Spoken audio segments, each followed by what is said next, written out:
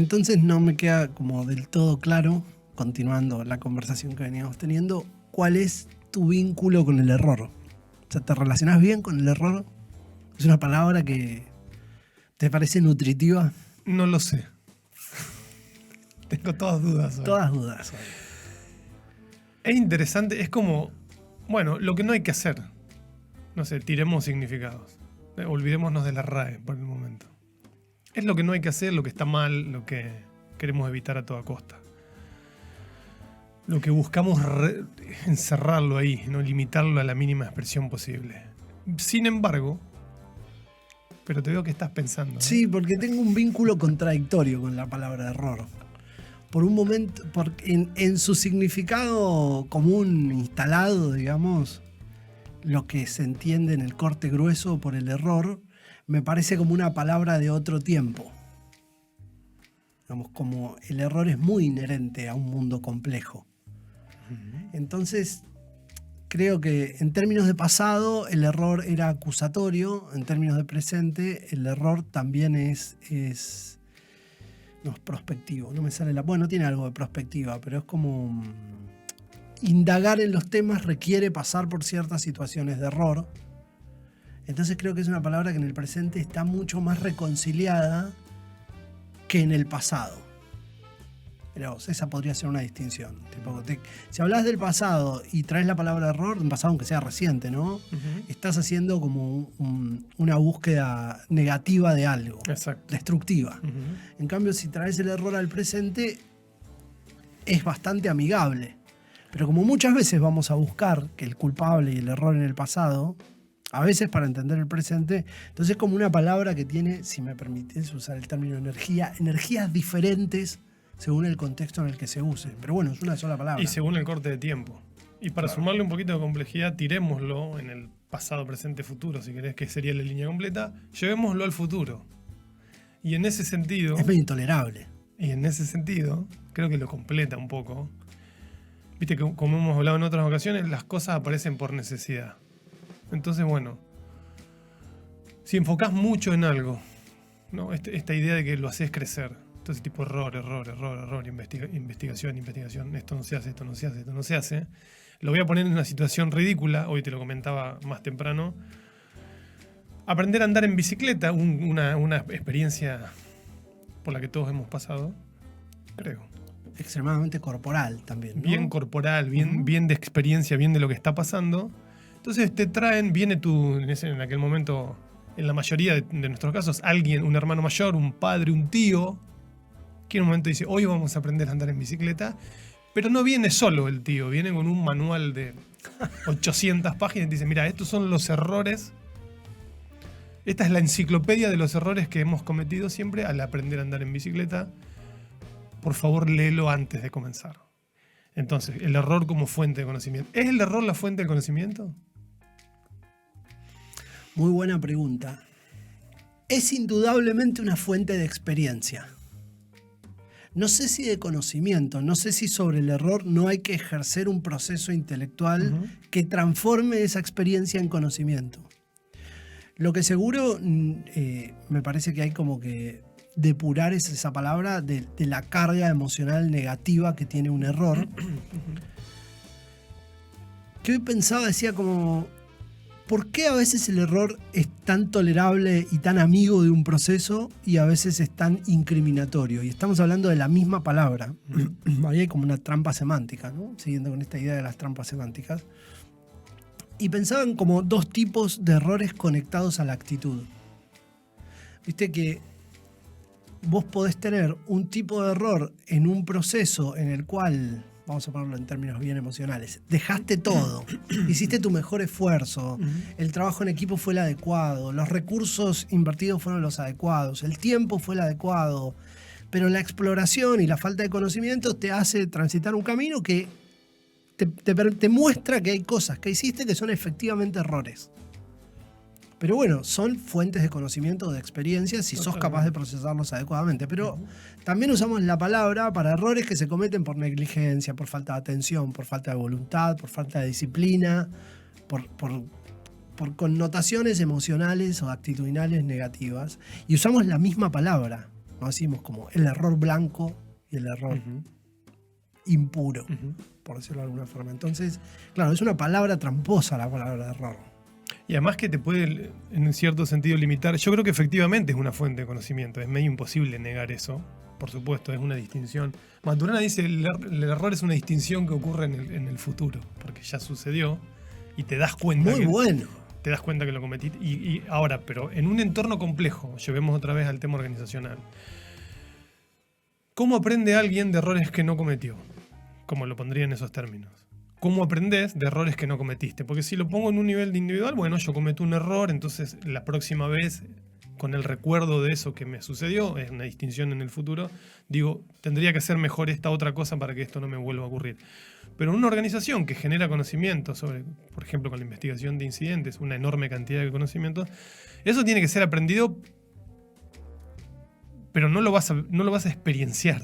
Me parece una gran distinción, porque viste que muchas veces aprendemos de la industria, de los errores que cometen otros, pero no es tan diferente aprender de los errores que cometiste vos. Exacto.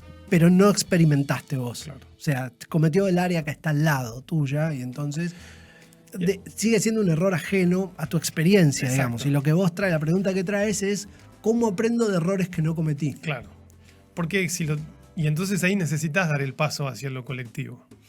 Y ese es el problema que planteábamos en el episodio sobre las organizaciones que valoran activamente el aprendizaje. Ese paso. Porque si no, las personas se van de una reunión diciendo no tengo que hacer esto, no tengo que hacer esto, no tengo que hacer lo otro, que es medio la resultante de una investigación, pero eso tendría que ser acompañado por tengo que hacer esto otro. Mirá qué interesante. Yo creo que ahí sí hay que separar bien lo experiencial personal de la experiencia organizacional, ¿no? Porque un sistema robusto y maduro, sobre todo, maduro significa probado, que ha pasado muchas veces por el círculo, por el PDCA, por el Plan Do Check Act, que ha pasado muchas veces por ahí, la organización madura, entonces un error se lo toma en serio. Utilizo palabras de la esfera de lo personal para llevarla a la esfera de la organización, porque es muy habitual que individuos en áreas en las que no tenemos experiencia o en áreas en las que emocionalmente somos más inmaduros, tomemos a la ligera los errores, no nos los tomemos en serio. Pero un dispositivo organizacional que es capaz de captar un error y procesarlo, es un dispositivo organizacional maduro. ¿Viste? Hay muchos... también sea como por personas experimentadas, ¿no? Que son capaces de generar espacios de análisis de incidentes que efectivamente después se traducen en mejoras en el sistema. Claro. Entonces ahí el error es una fuente clara de conocimiento. ¿Te acordás cómo decía el gurú de la Fórmula 1? Ay, se me fue el nombre de la cabeza. El nombre Tano. No lo recuerdo. Bueno, decía como generar culturas no culpabilizadoras porque necesito que me digan la verdad, claro. Básicamente. ¿Viste? La verdad está como conectada al error. Mirá vos. Qué paradoja semántica. Como siempre. Como siempre. Sí. La curiosidad, la verdad está conectada al error. Y además, viste que... Toto Wolff. Toto Wolff. La dimensión en la que ocurren las cosas, bueno, voy a poner como medio... Pero la dimensión esta en la que vivimos, la dimensión material, es limitada, ¿no? Entonces, si le damos demasiado espacio a la investigación del error, ¿no? Como tal, y que nos quedamos ahí y ocupamos ese espacio se ocupa en la cabeza de la gente también, entonces te quedás pensando en lo que no tenés que hacer. Y la contraposición de eso es, lo ponía en estas palabras, llevemos el error al futuro también. Decime además qué tengo que hacer para que la ocurrencia del error no aparezca. No solo saber que esto no tiene que suceder. Pues si no seteás la cabeza, como vos hablabas hoy de como negativo, pasado, ¿no? Tiene como esa connotación también, es algo que ya sucedió, que no salió mal. Ok. Pero ese es un tipo de energía que tiene que ir transitando hacia una energía de, está bien, pero lo que vamos a hacer es esto. Si querés, en términos de visión. Mirá, realidad y visión. El otro día, para exagerar el tema, conversaba con... Qué increíble que es una visión, ¿no? Cuando alguien tiene algo en la cabeza que te pone un marcador que no tiene nada que ver con la realidad y que en algún momento esa visión se lleva a cabo. Entonces este juego de hasta qué punto miro la realidad, le hace errores que cometimos y hasta qué punto establezco una visión para que las personas digan, esto no lo tengo que hacer, pero sí tengo que hacer esto. Es más fácil conectarte con lo que podés hacer que lo que tenés que dejar de hacer o evitar hacer en términos operativos, ¿no? Y entonces decía, me imaginaba a la comunidad política de San Martín, tomemos un prócer nacional que es como conocido por todos, y cuando planteó su visión de formar un ejército, cruzar los Andes y sacar a los españoles de Chile, decían, pero no, señor San Martín, usted no ve la realidad en la que vivimos. Estamos ocupados por los españoles, hay esclavitud, entonces no ha lugar a la visión. Y en ese sentido la visión medio no le importa la realidad. Dice, está bien, pero yo digo que vamos a hacer esto. Es como muy loco lo que pasa ahí. La gente dice, entonces bueno, preparamos el ejército, cruzamos, y después sucede la historia. En ese sentido, cuando me refiero a llevar el error hacia el futuro, jugando un poco con las palabras, es, además de todo este conocimiento, ¿no? De lo que está mal, de lo que salió mal, cómo lo conformamos en una visión operativa que te diga efectivamente, si haces esto no va a ocurrir. En términos de lo que solés decir a veces, la disciplina operacional propone cosas para que otras cosas no ocurran, ¿no? Y ese es como un juego ahí. Qué paradójico, delicado. otra vez, el tema de... Pensaba, mientras te escuchaba atentamente, decía, claro, cuando vos propones una visión, estás en el terreno de, entre comillas, la fantasía, o estás en un terreno de lo que no está ocurriendo en este mundo de hechos. Claro, en este mundo tridimensional no está ocurriendo eso que vos estás proponiendo, que está en el formato de un pensamiento, si se quiere, pero tiene una imagen clara. Ahora, para que una visión se concrete, de alguna forma necesitas un espantoso sentido de la realidad. Para salir de ahí, ¿no? Porque a veces se confunde con la idea de que no, el que es visionario es delirante. Al revés, digamos, la visión tiene que tener como... para no ser delirante, un fuerte sentido de la realidad. Vos decís, efectivamente la realidad es esta y podría ser esta otra que me imagino de esta forma. Claro, la visión vuelve sobre la realidad, digamos. Está lejos, pero en realidad la toma y la... Es lo que ocurre con la planificación. Si vos sos un buen planificador es porque tenés como un sentido de realidad muy claro, digamos, ¿no? A veces no conoces exactamente el camino que te va a llevar a esa visión, pero no suele ser un delirio una visión bien planteada. Sí puede ser para personas que no imaginan ningún tipo de recorrido algo que sea lejano e inasible y hasta les moleste porque te saca de tu zona de confort inmediata. Además la importancia que le damos a la evidencia, ¿no? En términos de realidad. La evidencia, como a mí la evidencia me muestra algo, como un hecho acabado, bueno, yo te digo, no, imposible. Con lo que yo miro acá, es imposible. Esto no se puede.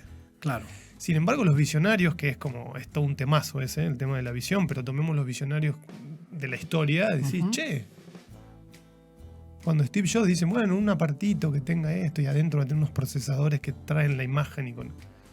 Pero además... Y los ingenieros le decían... Un sentido de realidad total, además de carácter y todo lo que hace que vos puedas concretar después ya en el terreno de lo personal. No el terreno del contexto que te fuerza a hacer determinadas cosas.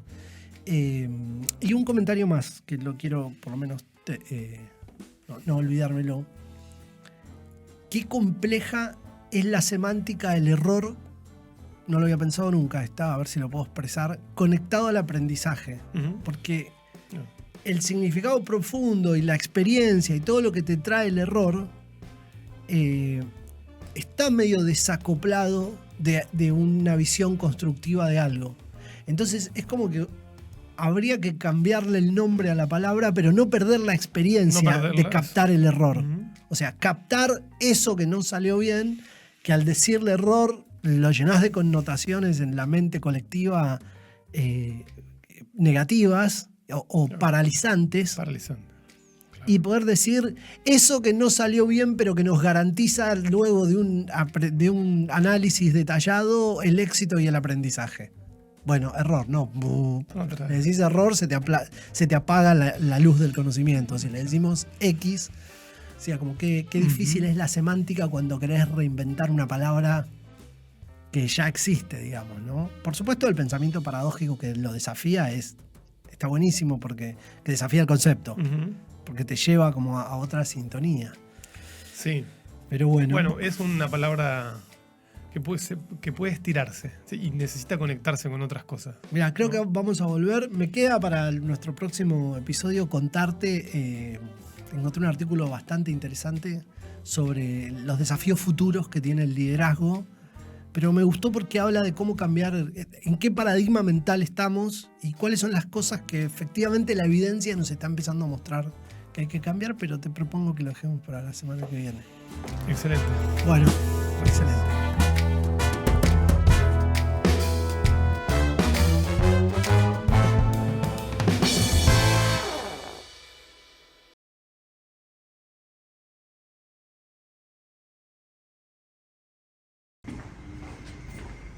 ¿Cómo se llama la pregunta? Real Leaders.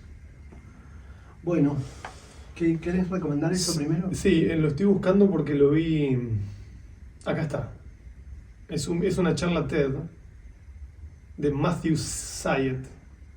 Es un video corto, unos 15 minutos, donde desarrolla el tema en profundidad de qué es el pensamiento de caja negra, como le llaman, que es esto de usar el error, sostener la mirada sobre el error en forma muy disciplinada para aprender, ¿no? Habla de las cajas negras, de ahí viene el título, las cajas negras de los aviones, como fuente de información para corregir hacia el futuro. Y la palabra que usan es error, básicamente. Sí, y el subtítulo es ¿por qué algunas personas no aprenden de sus errores? Porque los ocultan. Entonces hace esta distinción de para poder aprender de los errores hay que visibilizarlos y traerlos a la conversación.